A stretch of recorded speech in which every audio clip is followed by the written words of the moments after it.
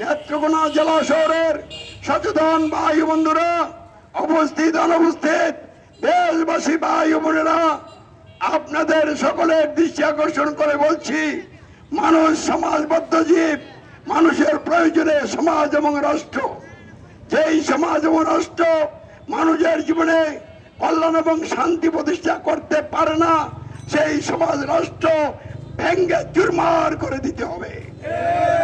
এমন রাষ্ট্র গঠন করতে হবে, এমন সমাজ গঠন করতে হবে, যেই সমাজ এবং রাষ্ট্রের মাধ্যমে মানুষের জীবনে সুশাসন, ন্যায় বিচার প্রতিষ্ঠা হবে, মানুষের সকল দুর্ভোগ অশান্তি দূর হবে, সকল মানুষের সকল ন্যায্য অধিকার আদায় হবে, সংরক্ষণ হবে, দুর্নীতি বৈষম্য মুক্ত ইনসাফ ভিত্তিক সমাজ এবং রাষ্ট্র গঠিত হবে। সেই রাষ্ট্র প্রতিষ্ঠা করতে হবে বন্ধুরা। কোরআন বিরোধী সংবিধান দিয়ে কল্যাণকর রাষ্ট্র হবে না। বাংলাদেশ স্বাধীন হয়েছে 54 বছর চলছে।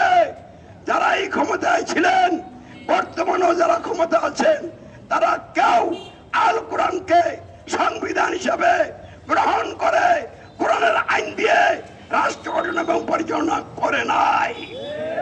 এরা হতভাগা, কপাল পোড়া, জাহান্নামের আসামি।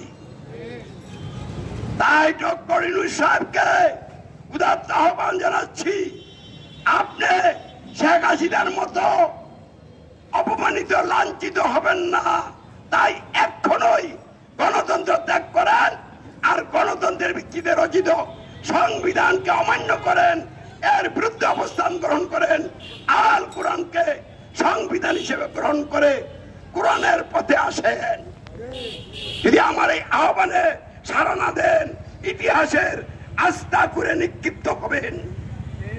এমন সময় আসবে, আল্লাহর আযাব গজবে ধ্বংস হয়ে যাবেন, কেউ রক্ষা করতে পারবে না।